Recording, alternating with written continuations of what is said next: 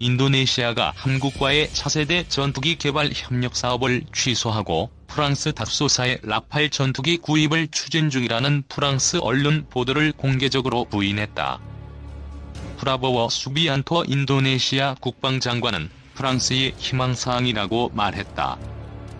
21일 현지 일간 템포와 CNN 인도네시아 등에 따르면 프라보워 장관은 전날 하원에 출석해 북나투나 등 인도네시아 영해에 대한 중국 선박들의 침입에 대응하기 위해 군사 장비를 현대화시켜야 한다면서 주권을 지키기 위해 인도네시아 정부는 특별한 노력을 기울여야 한다고 말했다.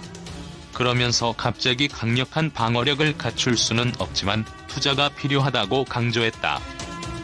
이후 기자들은 만난 프라보워 장관은 프랑스 전투기 구매 등 프랑스와의 군사 협력에 대한 질문을 받자 그것은 프랑스의 희망을 담은 보도라고 말했다. 앞서 프랑스 매체 라 트리뷴은 프라보워 장관이 지난 11일 무기 구매 협상을 마무리 짓기 위해 프랑스를 방문했다며 닷소의 라팔 전투기 48대, DCNS의 잠수함 4척 등에 대한 구매를 희망하고 있다고 보도했다. 인도네시아는 한국 항공우주산업과 KFX 사업을, 대우해양조선과는 2차 잠수함 건조 사업을 각각 추진하고 있다. 라트리뷴은 이와 관련해서도 인도네시아 정부가 대우조선해양과의 구매 계약을 종료할 계획이라고 전했다. 관련 보도에 대해 방위사업청은 이날 인도네시아가 작년 초까지 KFX 사업 분담금 2,200억 원을 낸 뒤 추가 지급을 멈춘 것은 사실이라면서도 조코 위도도 인도네시아 대통령은 지속적인 사업 참여 의지를 표명한 바 있다고 설명했다. 그러면서 분담금 납부가 조속히 이행될 수 있도록 인도네시아 정부와 방안을 협의하고 있다고 덧붙였다. 우리나라도 스텔스 전투기 보유국 반열에 올라섰다. 5세대 전투기라고 불리는 F-35E가 내년 3월부터 우리나라 하늘을 누비고 다닐 예정이다. 스텔스기는 탐지가 되지 않는다고 하니 반드시 우리 영공만 작전구역을 삼지 않을 수도 있다는 추측도 나오고 있다. 우리나라가 직접 개발한 5세대 전투기를 하늘에 띄울 날은 언제가 될지 궁금해진다. 현재 진행 중인 보람의 사업이 계획대로 이루어지면 2020년대 중반에는 개발이 완료될 것으로 전망된다. KFX라고도 불리는 이 전투기 개발은 아마 파일럿이 직접 탑승해 조종하는 마지막 기종이 될 가능성이 크다. 군사기술 선진국이 앞다퉈 개발에 뛰어든 무인 전투기가 향후 공군의 주력이 될 것으로 전망되기 때문이다.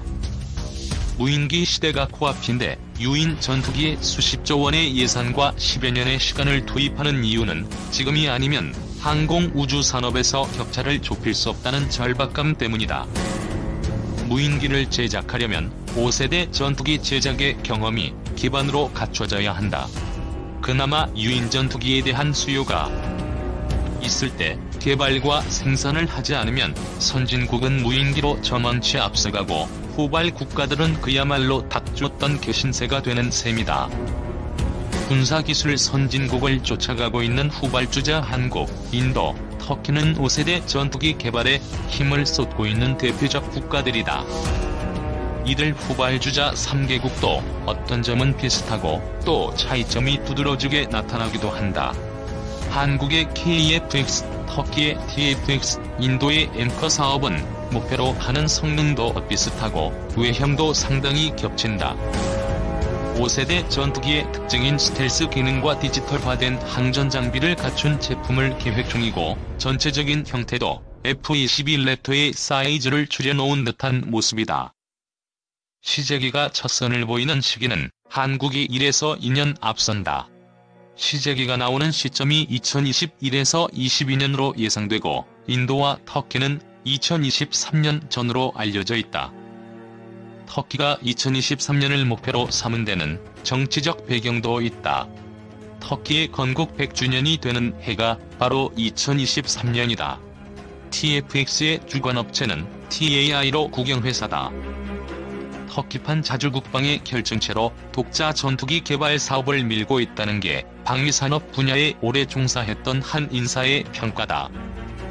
인도의 앵커 어드밴스드 미디엄 콤바트 에어크래프트는 인도의 국영기업인 힌두스탄 항공이 개발하고 있다. 헬이 개발한 테자스경 전투기에 이어서 고등 전투기를 목표로 하고 있다. 이는 우리나라가 T-50을 거쳐서 보람의 사업을 추진하는 것을 생각해보면 비슷한 단계를 밟아가는 것으로 보인다. 터키는 TFX를 추진하고 있으나 자체적으로 제트기를 개발한 경험을 못 갖추고 있다는 게 아쉬운 점으로 지적된다. 터키는 우리나라에서 KT-1을 수입해 공군용 훈련기로 쓰면서도 자체 모델 터보프롭 훈련기인 허커스를 개발한 경험이 있다. 제트기는 미국의 F-16 전투기를 면허 생산한 경험은 있다. 터키가 면허 생산한 F-16은 이집트가 구매하기도 했다. 한국과 인도가 각각 T-50과 테자스로 개발 경험을 축적하고 있다는 것과 비교하면 터키의 TFX 프로그램이 취약한 부분을 보여준다. 한국과 인도는 T-50과 테자스의 양산 결과를 비교해보면 한국이 우위에 서 있다는 결론이 가능하다. T-50은 한국 공군에서 전술기로서 성공적으로 운용하고 있는 것은 물론 아시아와 중동에 수출되는 실적도 있다. 그러나 테자스는 인도 공군이 당초 200대를 도입하려고 했다가 물량을 절반으로 축소했다. 한국도 T-50을 제작한 한국항공우주산업이 KFX를 개발하고 있다. 인도의 헬이 테자스에 이어 앵커 사업도 맡고 있는 것과 유사하다. 인도는 전통적으로 러시아와 군사 협력이 많았다. 테자스 전투기 개발도 러시아에서 들여왔던 미그 21기를 대체하기 위한 것이었다. 러시아의 국영 방위 산업체인 로스텍은 지난해 앵커 사업에 참가할 것이라고 밝혔다. 인도는 FGFA라는 사업도 진행 중이다. 러시아의 수-57 개발에 투자를 하고 기술을 이전받기 위한 것이다. 그러나 최근 FGFA도 삐걱거리는 것으로 알려졌다. 한국의 KFX 사업은 민간업체인 카이가 체계종합업체로 선정돼 프로그램을 이끌어가고 있다. KT-1 개발, F-16 면허 생산, T-50 FA-50 공동 개발 등 TAI나 헬보다 앞서가고 있기는 하지만 일각에서는 비교 대상으로 삼기에는 눈을 너무 낮춘 게 아니냐는 냉정한 평가도 나온다. 2020년 상반기에 이들 3개국에서 시제기가 나오면 항공우주업계에서는 더욱 주목을 할 것이다. 시제기는 말 그대로 시험삼아 제작한 기체이기 때문에 진짜 실력은 시제기에서 드러난 문제점을 어떻게 해결해가느냐에 달려있다고 해도 과언이 아니다. 아시아 삼국지에서 벗어나 일본의 사례를 보면 5세대 전투기 개발 사업이 암초투성이라는 현실을 깨닫게 된다. 일본 미쓰비시 중공업이 개발에 나섰던 X위는 앞날이 어둡다는 게 대체적인 관측이다. 기술력 때문이 아니라 일본 정부가 스텔스 전투기 개발에 들어가는 천문학적 예산을 부담스러워한다는 이유 때문이다. 일본 언론에 따르면 일본 정부가 미국의 F-35E 전투기를 추가 구매하는 방안을 검토하고 있고 자체 개발 중인 X위를 접는 게 아니냐는 전망이 뒤따르고 있다. 우리 KFX 사업도 기술적 난제와 더불어 예산 문제가 불거질 가능성이 크다. 엔지니어들이 기술 개발을 완수해도 예산은 국회가 틀어주고 있다. 국회는 여론의 동향에 민감하다. KFX 사업이 뚝심 있게 갈 수 있도록 기초부터 차근차근 다져가는 게 중요할 수밖에 없는 이유다. 한국과 인도네시아 방산 협력의 상징인 국산 초음속 고등 훈련기 T-50I가 인니 공군 전투기 조종사 훈련을 위한 실전 배치를 마쳤다. 인도네시아는 지난 13일 수실로 밤방 유도연호 대통령 주관으로 자카르타 한림 비행장에서 T-50I 전력화 기념식을 개최했다. 이날 행사에는 유도연호 대통령을 비롯해 푸르노모 유스기안토로 국방장관 등 인도네시아 정부, 군 관계자들과 이용걸 방위사업청장, 성일환 공군 참모총장, 제작사인 한국항공우주산업, 의하성용 사장 등 한 측 인사들이 참석해 양국 방산 협력의 한 단계 도약을 축하했다. 특히 우리 측은 인도를 완료한 T-52의 안정성을 보장하는 항공기 감항 인증서를 전달했다. 이 자리에서 카이의 하사장은 앞으로 인도네시아가 T-52를 운용하는 데 불편함이 없도록 최선을 다해 후속 지원에 힘쓰겠다고 말했다.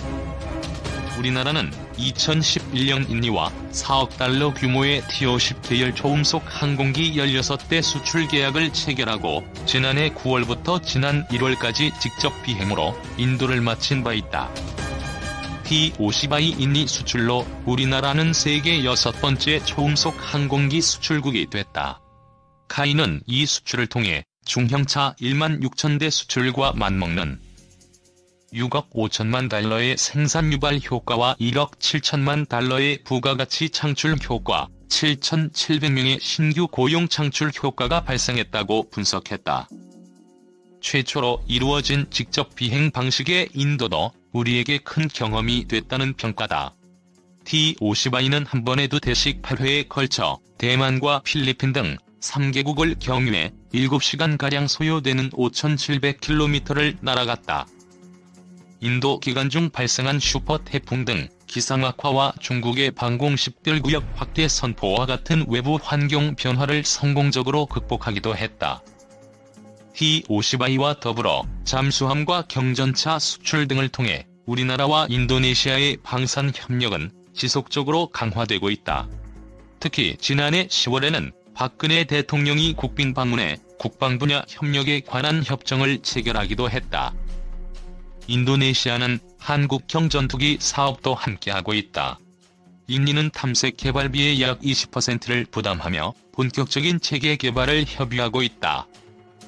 한국과 인니는 KF-IFX 사업을 통해 양국이 원하는 전투기를 공동 개발함으로써 자국 전투기 소요를 독자적으로 충족하고 항공산업 활성화를 도모할 수 있을 전망이다.